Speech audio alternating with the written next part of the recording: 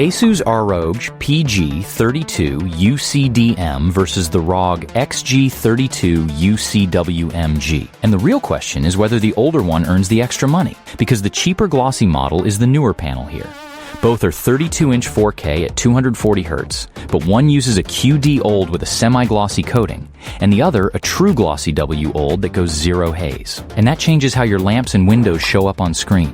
By the end, you'll know which one fits your desk. Let's break it down. So let's start with the thing that decides this whole comparison, which is what happens to your screen when a lamp is on behind you or a window sits off to the side. The XG32UCWMG uses a true black glossy layer that ASUS specifies as zero haze, meaning there's no diffusion film scattering light across the surface. Nothing is softened, so the image looks like it's painted right on the glass. The catch is that a mirror finish reflects what's in front of it. One owner put it bluntly, that if you buy a black mirror, you should know what you're buying. And honestly, that's the right way to think about it. The PG32UCDM, in contrast, sits in that semi-glossy middle ground, so it takes the edge off point light sources without going fully matte. Both want a room where you control the light, but if the blinds behind you get opened at random and you're deep in a dark game, the glossy WOLED is the one that will bother you first. There's a second half to that, because a coating doesn't just handle reflections, it also sets how deep the blacks look. In a dark room, both hit VESA display HDR 400 True Black with 99% DCI-P3 and Delta E under 2, so color accuracy is a wash. Turn the lights on, though, and they split. QD-OLED panels like the one in the PG32UCDM can show raised blacks and a faint magenta cast in ambient light, and that's a known complaint from people who own it. The WOLED in the XG32UCWMG doesn't do that, so dark scenes hold their black with the lights on. And here's what I keep coming back to. Someone who moved from a matte-coated QD-OLED to this glossy WOLED said colors looked cleaner, and the image had noticeably more depth, and that lines up with the whole reason zero haze exists. For pure perceived punch on a desk, the newer glossy panel is the better picture. Now, panel finish matters for text, too, and this is where a lot of you sitting close and coding all day get nervous. At 32 inches in 4K, you're around 140 pixels per inch on either one, so sharpness itself is a tie. The subpixel layout is what changes things. The PG32UCDM does show some text fringing, though owners consistently say you have to get closer than you'd ever actually sit to notice it, and it's manageable with font tweaks. The XG32UCWMG WOLED structure sidesteps that, and there's a buyer who bought it specifically for work who said IDE and browser text is clean, with no artifacts from the layout.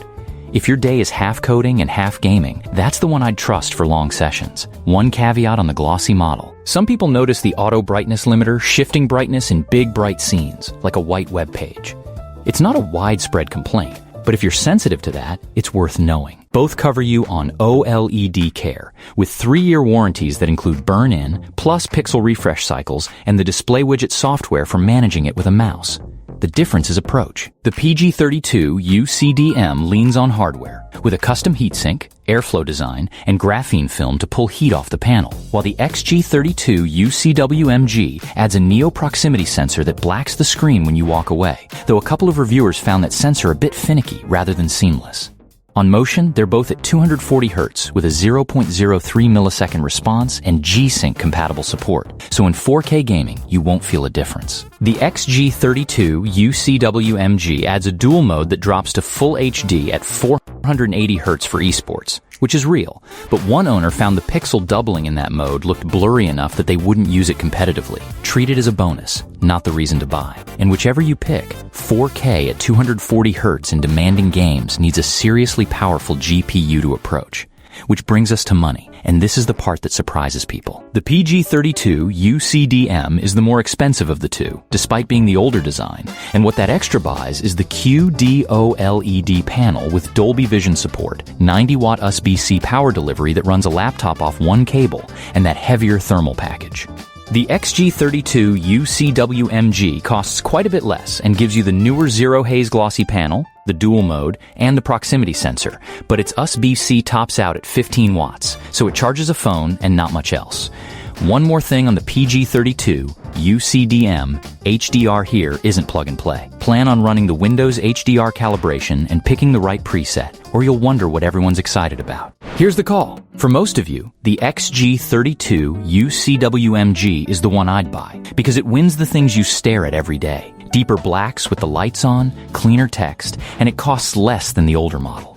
That combination is hard to argue with. Now, if your desk sits across from a window you can't cover, that mirror finish will drive you crazy. So the Semi-Glossy PG32UCDM is the safer room fit. And if you dock a laptop and want one cable doing video and charging, or you want Dolby Vision, the PG32UCDM is the only one of the two that actually does it. Everyone else, save the money. And you, which one would you pick? Let me know in the comments. Links below in the description.